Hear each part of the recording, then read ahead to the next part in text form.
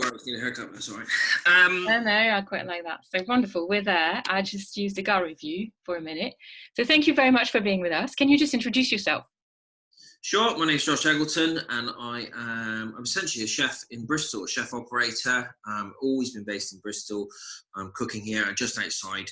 And a month ago, I was probably running 6 what we call outlets in Bristol, from Pony and Trap in Chew Magna to Salt and Malt, Chew Valley Lake, Salt and Malt Wapping Wharf, Route at Wapping Wharf, Kensington Arms in Redland, and Yurt Lush at Temple Quay. And I'm also involved heavily in Bristol charities, so Caring in Bristol, which we're going to talk about, I expect. Sort of founder of Eat, Drink, Bristol Fashion, a food festival, and also a partner in Bristol Beer Factory, so a non-executive director there, and actually so sort of slightly oversee the Arnolfini Cafe Bar, because that's a Bristol Beer Factory. Wonderful. That's all my places. It's funny, like I love the Cafe Bar de Arnolfini. I live near North Street, so I see the Beer Factory almost every day when I walk to UWE. And Ben Richardson is a friend of mine. I just interviewed him now, so oh really? Yeah, so I'm working closely with Ben. Yeah. And the last time I saw him was at the Arnolfini Cafe about 6 weeks ago, and we didn't expect that to go so wrong. So I'm amazed with what he's been doing, because that's not easy. Yeah, it's been great. Great, wonderful. I think Aine just joined us. I could see her. Yeah. Can you hear us? I can hear you. Can you hear me? Yeah. Yes.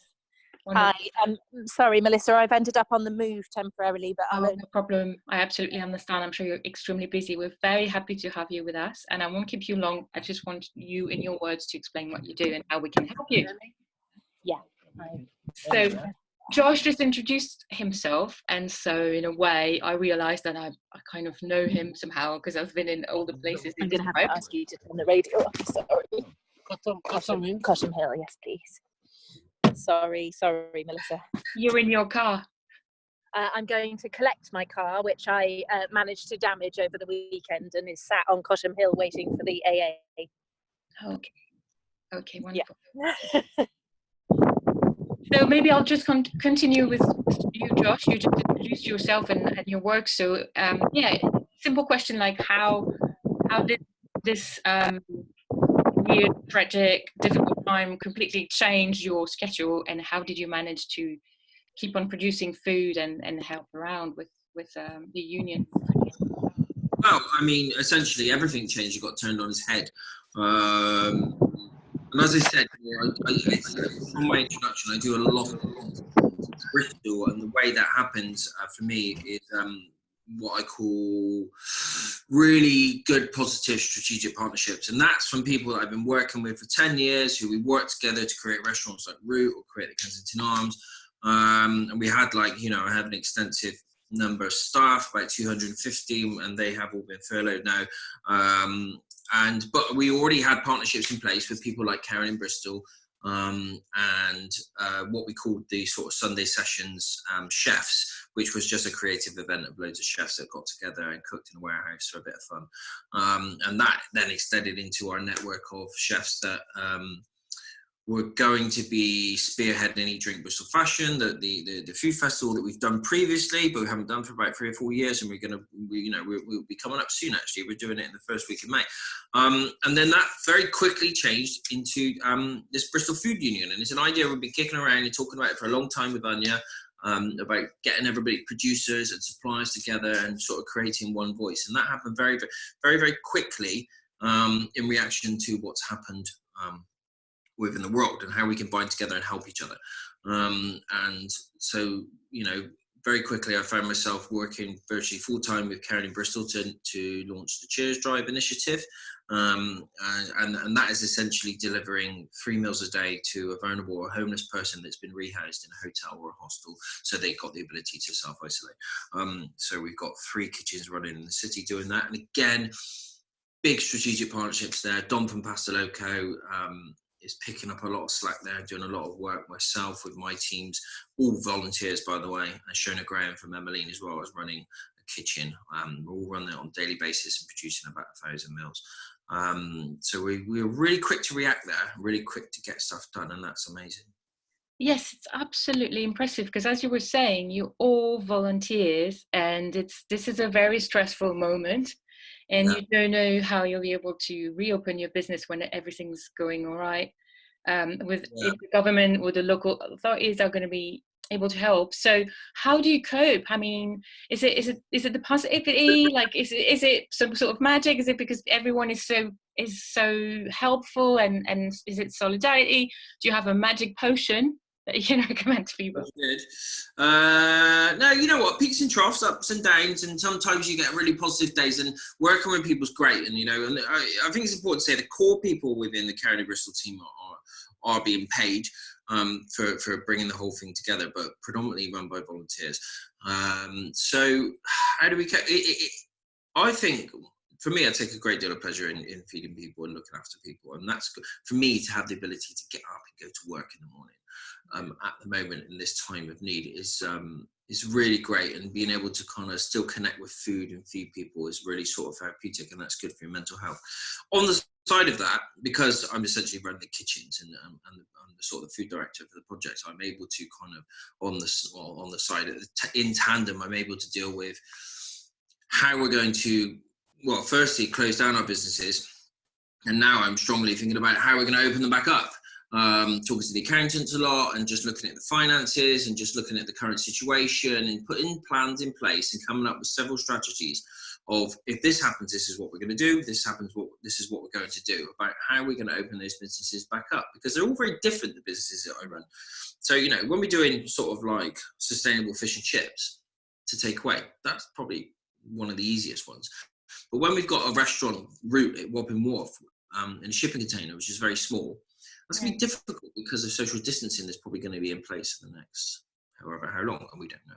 So it's about how do we adapt that business to service people. And my main priority really is how do I look after the core people in that business, those strategic partnerships I was talking about, Rob Powell, Meg Oakley, who run those restaurants, and how do I make sure that I create some security for them. Mm-hmm. Yes, great. Well, hopefully we'll have some answers for that. A question for both of you. So how can we help you? Well, that's a good question indeed. I mean, I think the important thing to say about Bristol Food Union is that it's very much about collaboration and solidarity rather than charity. So there's an awful lot of initiatives out there where people are just raising money from the public to feed those that are in need at the moment. Bristol Food Union is a bit different. The idea is that we're fundraising from both corporate businesses and the public, and then we're paying the restaurants involved £4 per meal for every meal that they produce, and those meals are then distributed to both the NHS frontline, social, mental health care, and vulnerable frontline communities.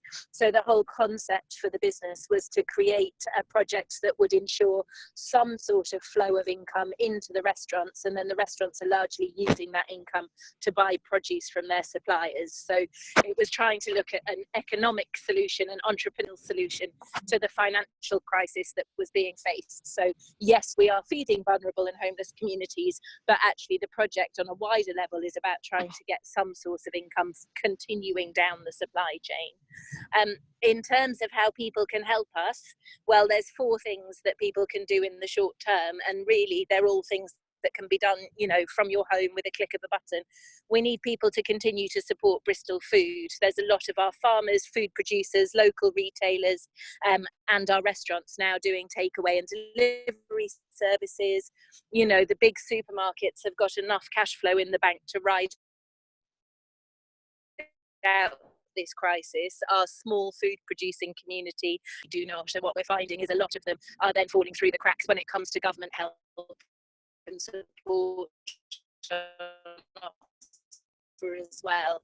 So if you have a choice, if you've got that it goes towards supporting the independents as opposed to shopping at the supermarkets, then we really encourage everybody to do so. There's then 2 different ways to feed the front line, which provides funds for meals for frontline communities and frontline workers, or they can donate to the Bristol Food Fund, which is a citywide fund that is going to do small micro grants to help food and food producing businesses get back on their feet after the crisis is over. So those are 3 very specific and tangible ways in which you can spend money with us in a way that has a much bigger impact and knock-on effect further down the line. And then we're also asking people to sign up to the newsletters, both the public and the industry newsletter, where we're aiming to continue to communicate with people and continuing to activate and motivate them so that they can do things to specifically support the restaurant community going forwards. Right. That's absolutely what we need to know. So for instance, with you, Josh, where are the places where we can still get the food, for instance, just order online and just come and pick it up, or do you still do delivery? You know, I think when we bring pictures to people's mind and they remember a restaurant, then they're like, oh, of course, I love that, I just want to help. You know, there are some restaurants in the city that are still doing food, and they've changed their initiatives. Like Pocover one in Stokes Croft have launched a sort of like organic, ethical burger bar and stuff like that. At the moment, every site that I'm involved with, we have put into what we call hibernation, and we will bring them back slowly. But at the time, I was kind of a bit concerned about staff, and you know, I wanted to create security for the staff, so we put them into furlough, and also I wanted to actually focus on the Caring in Bristol projects, where we start feeding as many people as possible. So that's gone for a month now, and now that's really going really well now. We've got that organised, and I'm starting to think about how we can create initiatives to bring some of our sites back to feed people, but we're not doing that at the moment. But probably by June, I would imagine that we would be. Yeah. I'm still really seeing how it's going to play out, and just want to make sure we make the right decision. We don't rush into anything. Right. But there are still restaurants, independent restaurants in the city, feeding people, and they can order food online and get it delivered. And also loads of fresh produce as well. There's Luke Hazel from Blackton Butchers, or the Story Group, who are doing organic meat from Chew Valley. David are doing veg boxes. There's loads of initiatives that are happening. Mm-hmm. Good. Well, we'll try to mention most of them and to direct people to the list, and maybe to reach out to talk to some of them as well over the coming weeks. So thank you so much to both of us. I think we have everything we need. You hear me, Aine? Yeah, sorry, I got kicked out and I'm back again. Yes, because you're moving so much. I think the network has got issues to follow. But thank you very, very much. I'll summarise the point that you were making as well during the podcast, because it's a bit windy and it was a bit disconnecting when you were driving. But basically, we can get to the newsletter, support restaurants that are still, producing food, and then obviously donate to the fundraising. And I think a lot of the people, I obviously did it, and a lot of people I know have done it, and a few people have been quite forward with it. So we have a big thank you for them for giving up a lot in one go so early on, and to, that's the good thing with Bristol. I think a lot of people who have a bit of followership have shared the link to support, and I think we're a few people thinking food is the main thing, right? We're going through this crisis. As long as people have a place to stay, Caring in Bristol, and still access to healthy food, and if we can change people's behaviour in the meantime, encourage them to support local businesses and to get the best production possible, maybe we'll all learn something from this. Lovely. Can I check, is it an audio podcast? Yes, it is. Yeah, so I'm Anya, not Aine. Yes, I know. Sorry, I couldn't pronounce correctly. Is it an Irish name? It is, yeah. Yeah, that's what I thought. So I wasn't sure. And yeah, this is how I'm just going to say. So maybe, do you want to introduce yourself again, and I can paste that at the beginning? Yeah, of course. Tell me when. Yes, now. Hello, can you introduce yourself? Hello, so my name's Anya Morris, and I'm one of the founding coordinators of the Bristol Food Union. Great. Thank you very much to both of you. Lovely. Cheers.